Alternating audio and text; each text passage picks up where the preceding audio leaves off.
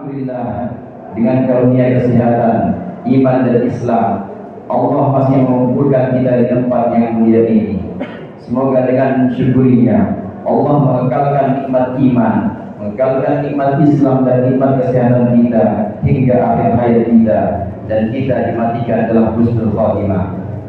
Salawat dan salam semoga senantiasa Allah limpahkan kepada wanita panutan kita, panutan dan pemimpin kita, baginda Nabi Muhammad sallallahu alaihi wasallam.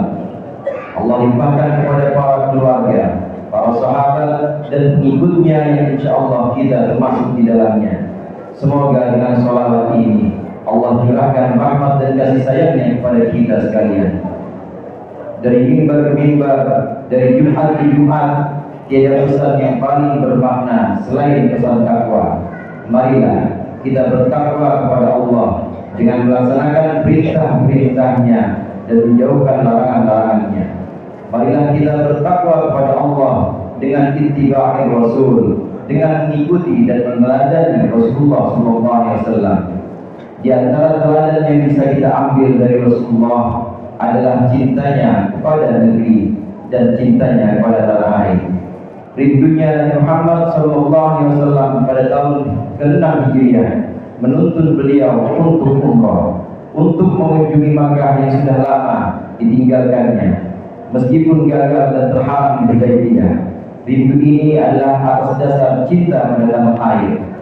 Piagam Madinah yang merupakan salah satu perjanjian untuk bersama-sama membangun kota Madinah, ini juga beliau bentuk atas dasar cinta kepada tanah air.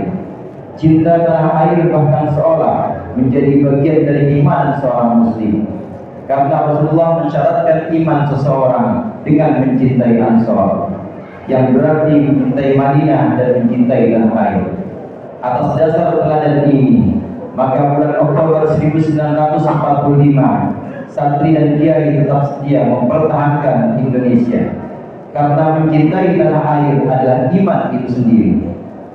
Saat sekutu dan Belanda kembali datang, santri, kiai dan pesantren menjadi garda terdepan untuk merebut kembali kota Surabaya. Memang banyak peristiwa khalidul ada, peristiwa luar biasa dan di luar nalar.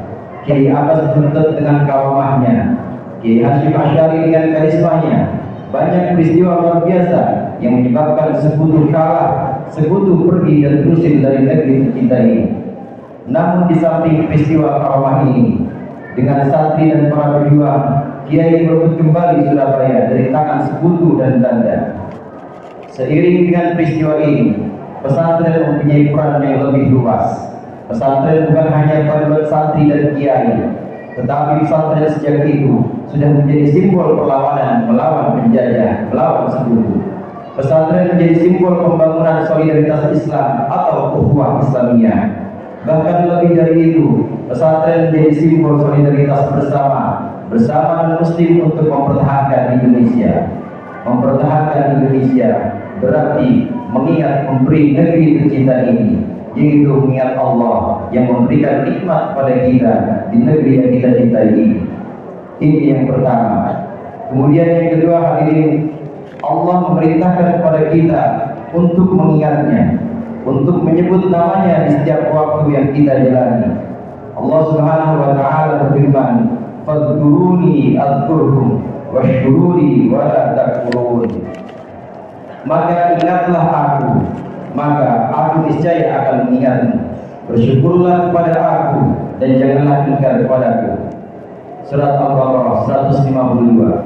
Hadirin rahimakumullah, sehari 24 jam, 1 jam 60 menit, 1 menit tidak kurang kita menarik dan menghembuskan nafas kita, tidak kurang dari 12 kali. Setiap nafas yang kita hembuskan, di sana ada takdir Allah yang harus kita sikapi. Boleh jadi takdir itu berupa takdir nikmat, maka kita wajib bersyukur.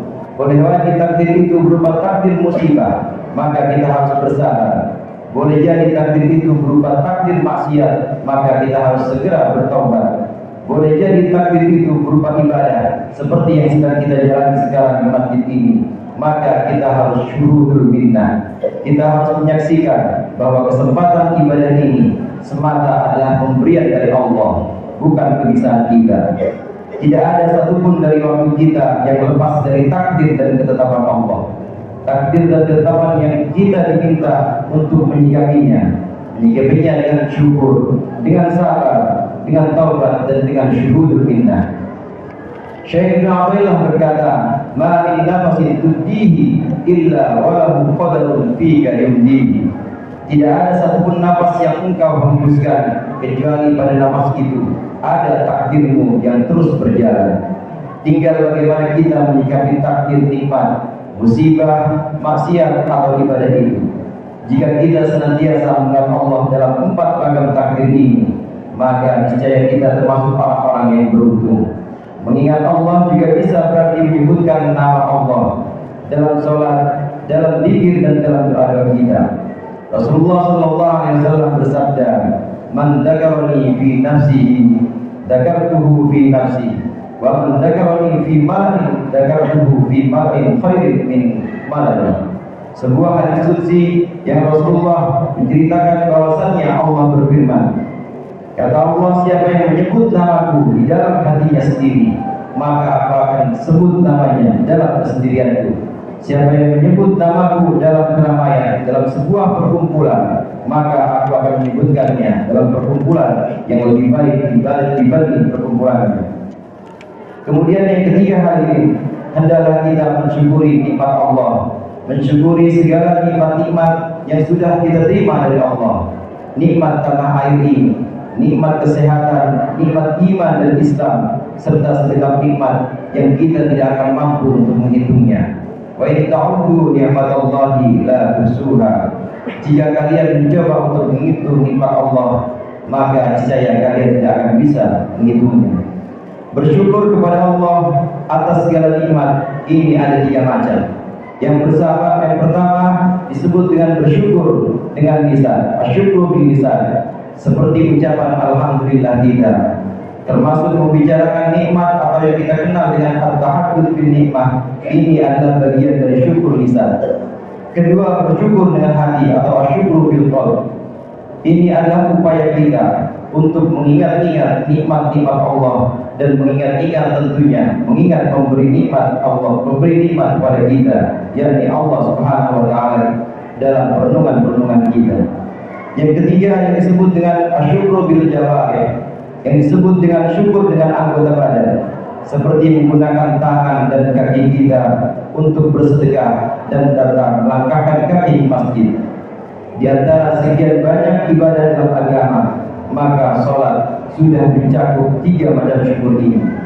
Dalam sholat, lisan kita menuturkan zikir, menuturkan doa-doa dan bacaan Al-Quran, maka ini adalah zikir bil lisan, ini adalah syukur bil lisan. Dalam sholat, hati kita merenungkan keagungan dan kebesaran Allah, maka ini adalah asyukur bil qalb. Dan dalam segenap anggota badan, ketika kita sholat, kita tunduk dan patuh. Anggota badan kita tunduk dan patuh kepada perintah-perintah Allah dalam gerakan-gerakan sholat. Ini adalah asyukur bil jawarih. Mudah-mudahan kita termasuk hamba-hamba yang senantiasa mengingat Allah, hamba yang senantiasa pandai mensyukuri nikmat-nikmatnya, sehingga Allah melimpahkan lagi rahmatnya kepada kita. A'udzubillahi minasyaitonir rajim. Bismillahirrahmanirrahim. Fadhkuruni adzkurkum washkuruni wa la takfurun.